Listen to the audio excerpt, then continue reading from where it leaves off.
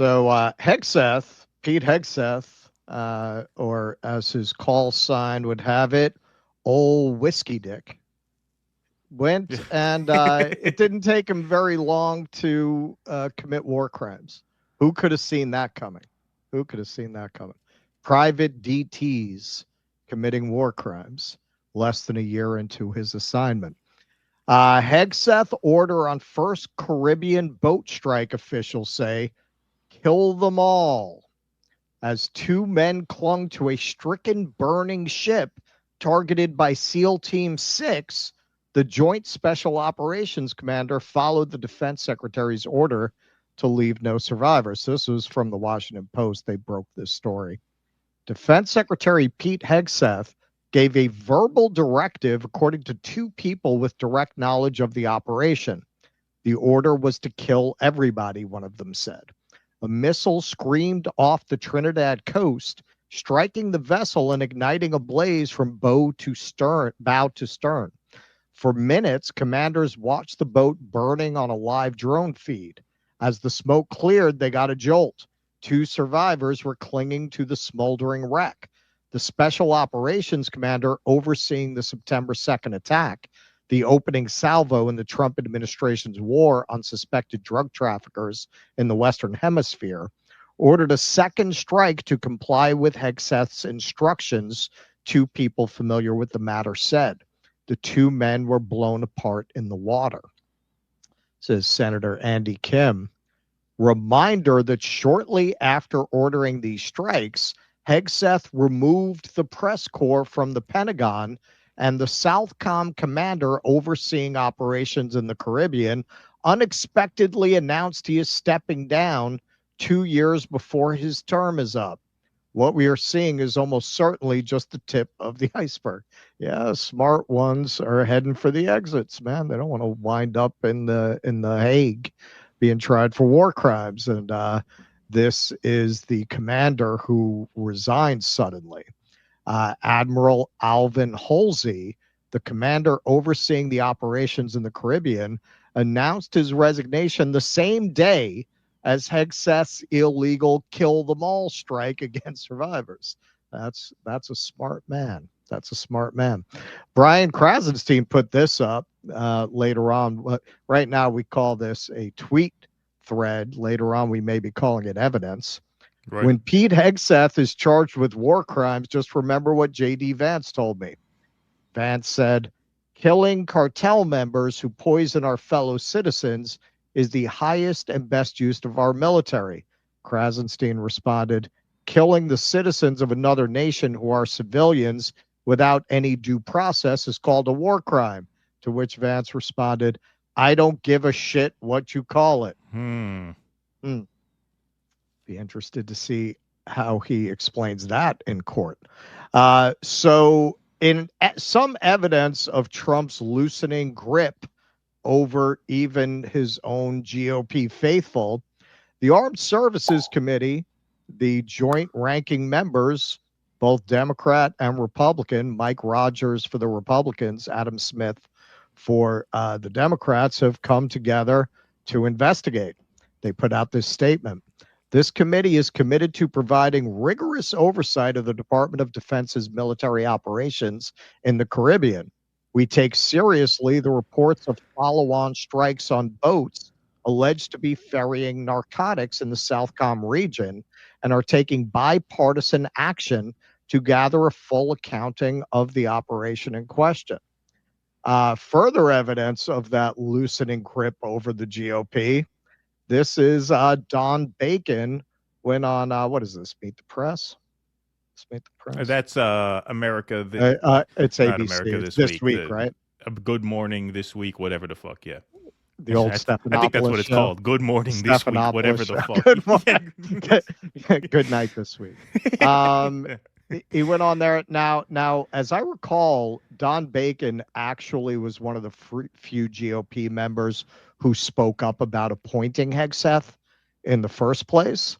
So maybe not too much of a surprise, but he does kind of defend him while at the same time acknowledging, yeah, if he did do that, it's illegal no matter what they say. Your committee, you're on the Armed Services Committee, is going to be investigating this, according to your chairman. How concerned are you that this may have been a real violation of the way, even if we're, I mean, there's a question of whether or not we're at war, but that this would violate the laws of warfare? Well, it is a big concern. Now, Secretary of Defense Hegseth denies it. We should get to the truth. I don't think he would be foolish enough to make this decision to say, kill everybody, kill the survivors, because that's a clear violation of the law of war. So I'm very suspicious that he would have done something like that, because it would go against common sense. So let's get the facts. And if the facts go to where they want. The guy who went on camera clearly nursing a severe hangover with one shaved sideburn and one unshaved sideburn, ranting in front of his mortified kids. You can't imagine that guy having ordered an illegal strike. Washington Post article takes it, well, then we'll have to go from there. But if it was as if the article said, that is a violation of the law of war. When people want to surrender, you don't kill them. And they have to pose an imminent threat. It's hard to believe that two people on a raft trying to survive would pose an imminent threat. So let's get the facts first. The Secretary Hegseth deserves his day to present his side of the story. And I think he's playing coy, honestly, watching that clip again, because I'm almost positive, because I covered this at the time, I'm almost positive he was one of the few GOP to speak out about him getting appointed as Secretary of Defense. So I think he's saying what he has to say. Yeah, he probably wouldn't have done that. And then he goes on to explain how illegal it would be. Oh, of course. No, yeah. If he were all in on defending, if he were all in on defending Hegseth, he would have done a Pam Bondi. You know, these are dangerous criminals. This is terrible. How dare you question, our ability to target dangerous drugs? But yeah, no, he didn't do that. He's like, yeah, this sounds bad. Maybe it's not true, but if it is, that's no good. Yep. So here is Secretary DT's. As usual, the fake news is delivering more fabricated, inflammatory, and derogatory reporting to discredit our incredible warriors. Yeah, no, it's about them. It's not about fucking you. Yeah. It's not about you. It's about them. Fighting to protect the homeland. Now you sound like a little bit more of a Nazi there. To be fair, they didn't start that homeland shit. As we've said from the beginning and in every statement, these highly effective strikes are specifically intended to be lethal kinetic strikes. Oh, well, he used the word kinetics. That makes it sound a lot better. The declared intent is to stop lethal drugs, destroy narco boats, and kill the narco terrorists who are poisoning the American people. Every trafficker we kill is affiliated with a designated terrorist organization. Well, you know, a great way that you could make that point, you could take the survivors to court. Take them to court. That would be a good way to prove that, huh? The Biden administration preferred the kid gloves approach, allowing millions of people, including dangerous cartels and unvetted Afghans. We're going to get to that in your piece. I don't want to step on it, but I think everybody knows this now. The Afghan he's obliquely referencing here was approved for asylum in April. Who was president in April? That was Trump, wasn't it? I think it was Trump at that time. And he was CIA. To flood our communities with drugs and violence, the Trump administration has sealed the border and gone on offense against narco terrorists. Biden coddled terrorists. We kill them. Our current operations in the Caribbean are lawful under both U.S. and international law, with all actions in compliance with the law of armed conflict and approved by the best military and civilian lawyers up and down the chain of command. The only problem with that is all the best military and civilian lawyers left because they don't want to wind up in prison. They got one look at you. They got one look at Blanche Dubois Bondi. They ran for the exits, but we'll get into that. Our warriors in Southcom put their lives on the line every day to protect the homeland from narco terrorists, and I will always have their back when I'm sober. So Crystal Ball quoted over this, becoming pretty obvious why this administration totally melted down at the mere suggestion that service members should not follow unlawful orders. The boat bombings are murder. So let's take a look at this legal justification that Hegseth is relying on. U.S. troops not liable in boat strikes, classified Justice Department memo says. The Justice Department's Office of Legal Counsel stated in a classified opinion drawn up in the summer that personnel taking part in military strikes on alleged drug trafficking boats in Latin America would not be exposed to future prosecution, according to 4 people familiar with the matter. The decision to pursue an opinion drafted in July reflects the heightened concerns within the government raised by senior civilian and military lawyers that such strikes would be illegal. The strikes, now totaling 19, with a death toll of 76, began in September, though interagency discussions regarding the use of legal force to combat drug cartels started early in the Trump administration. In a statement to the Post Wednesday, Pentagon spokesman Sean Parnell said current operations in the Caribbean are lawful under both U.S. and international law, with all actions in complete compliance with the law of armed conflict. Lawyers up and down the chain of command have been thoroughly involved in reviewing these operations prior to execution, he said, adding that personnel have, quote, the opportunity to disagree. You're welcome to express your honest opinion. Everyone is free to say what they think openly here without consequence or fear. Despite that, Parnell said no lawyer involved has questioned the legality of the Caribbean strikes, involved being the key word, and instead advised subordinate commanders and Defense Secretary Pete Hegseth that the proposed actions were permissible before they commenced. A Justice Department spokesman said the boat strikes were ordered consistent with the laws of armed conflict and as such are lawful orders. Military personnel are legally obligated to follow lawful orders and as such are not subject to prosecution for following lawful orders, unquote.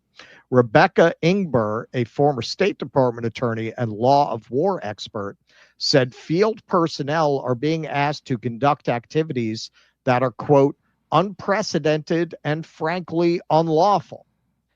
Asserting that a practice is legal does not necessarily make it so, though in practice, an OLC opinion may well serve as a hurdle to a future Department of Justice prosecution, she said.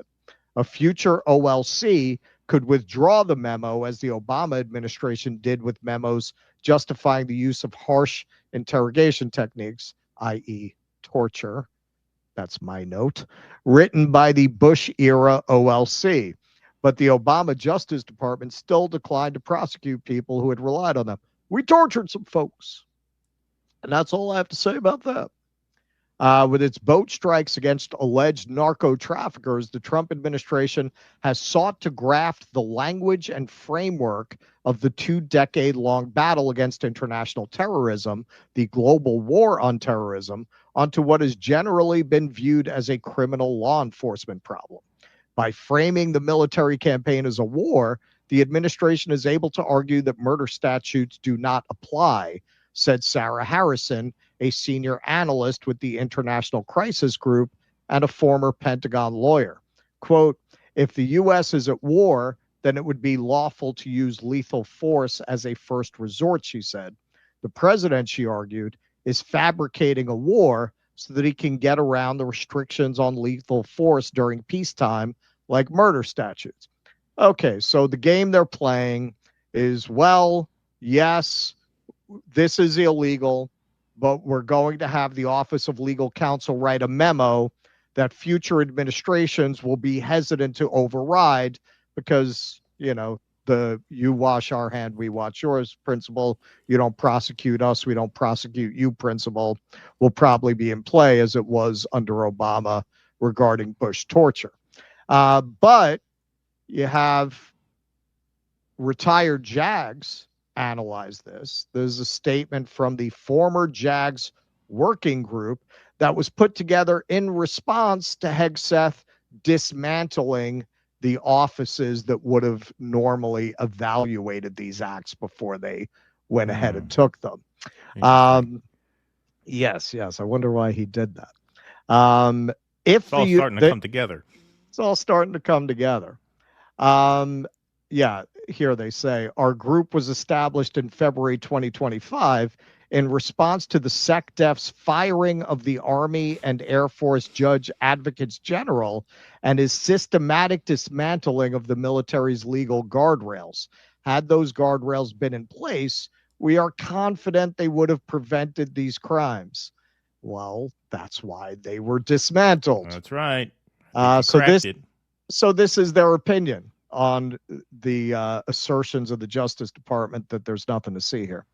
If the U.S. military operation to interdict and destroy suspected narco-trafficking vessels is a non-international armed conflict, as the Trump administration suggests, orders to kill everybody, which can reasonably be regarded as an order to give no quarter and to double tap a target in order to kill survivors, are clearly illegal under international law.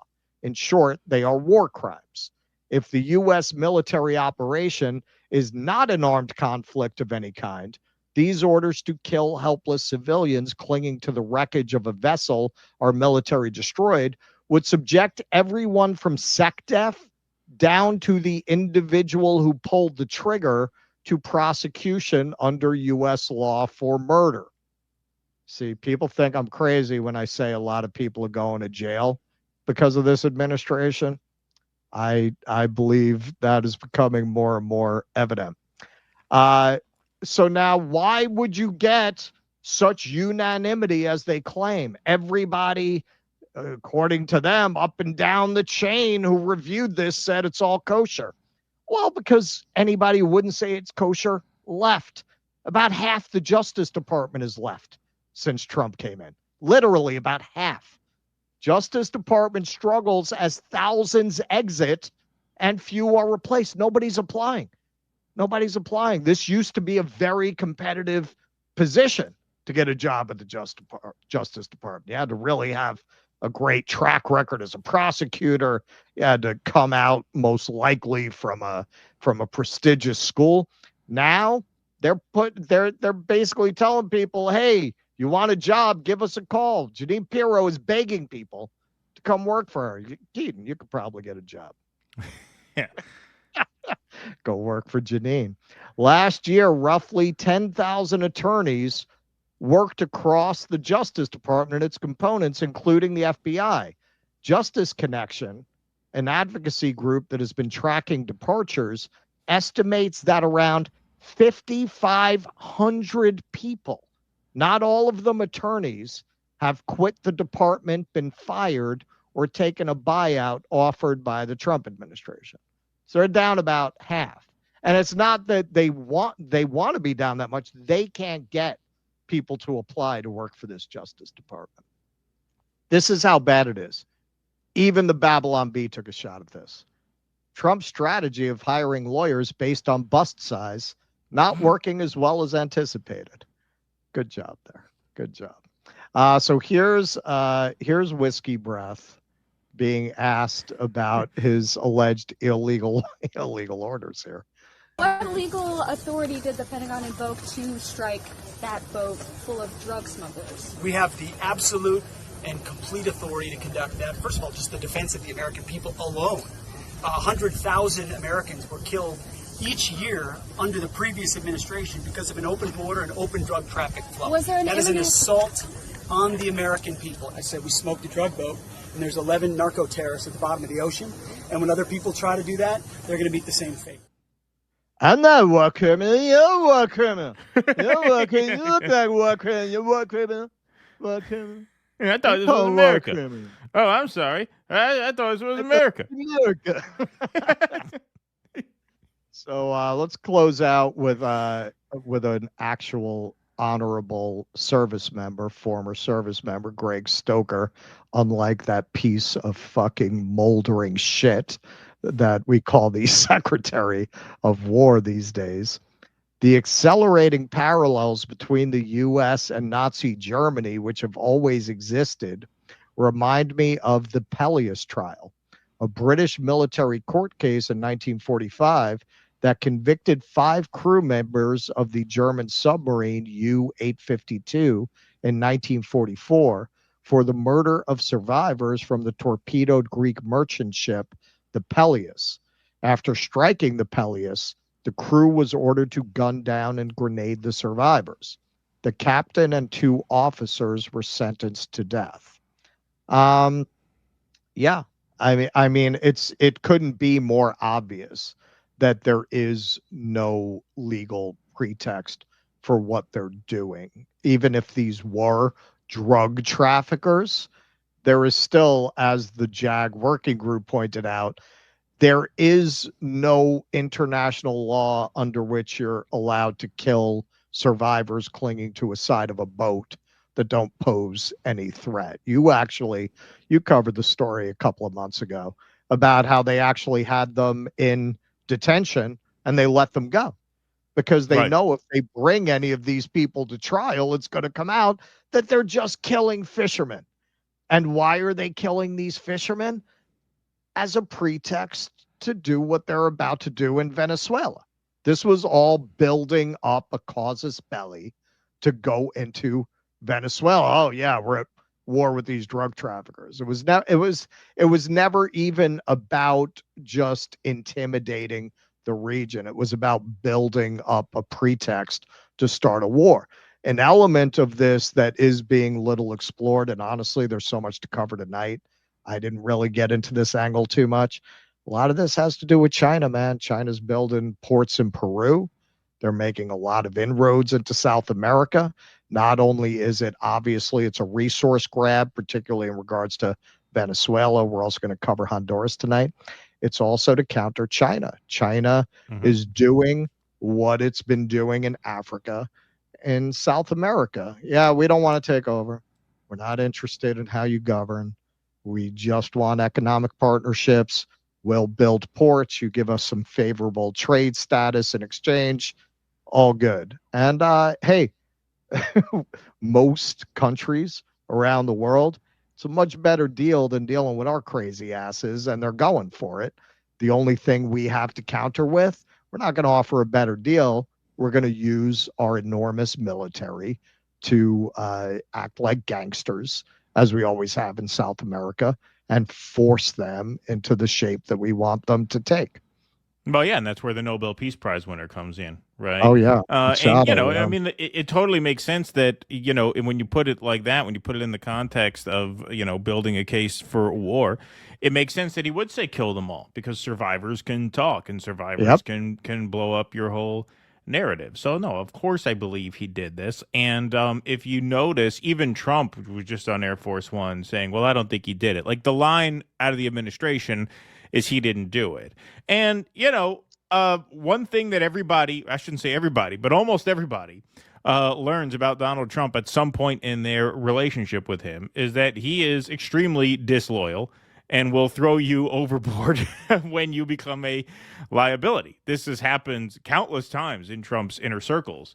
And so don't think that they won't just throw Hegseth to the dogs. Sure. Oh, yeah, that was a terrible thing that he did. He's fired. He's out. He's got to be prosecuted. Like, who's to say they won't do that? Sure. Really. I mean, why wouldn't they?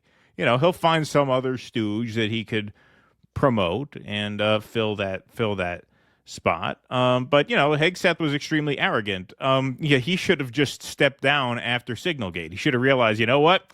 This ain't for me. I'm too much of a fucking moron to handle this. Instead he got himself into arresting me for what? I'm not allowed to stand up for myself. I thought this was America. Huh? I'm sorry. Is this America? I'm sorry. I thought this was America. Yeah, because he's just. I mean, that was his time to just exit. And now I think as more information comes, or not even as more information comes to light, as what's already come to light is verified, I don't think he is long for that job. I think he. I suspected he would be forced out when Signalgate happened. It's a sign of things to come, right? He just can't hold it together. But And your that's the answer whole- can't be what he gave there. I mean, because that's out of step with what the rest of his team is saying. The rest of his team is saying, well, yeah, I mean, we don't think he did it, but they're acknowledging that if he did, it's really horrible. Of course. I mean, it goes without saying you can't fire upon, survivors of an attack who are surrendering and who pose no threat. I mean, that's Right. obvious.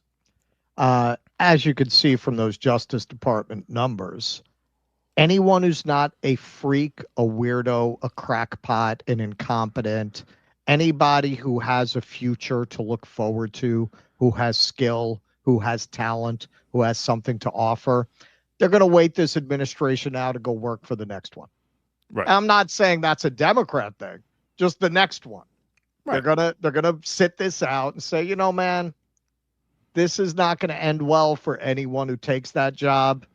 I have other opportunities. The people who are willing to go there are people with nothing to lose, like Blanche Dubois Bondi. It's people like that. Pete Hegseth. Who other than Donald Trump would make that blathering drunk the Secretary of Defense? Right. So what's he got to lose? It's not like, I can wait next time. I'll get that job next time. This is the one and only shot he's ever got to have a job like that. Holding out for Vince McMahon. Right? Yeah. That's coming up next. All right. Please clap.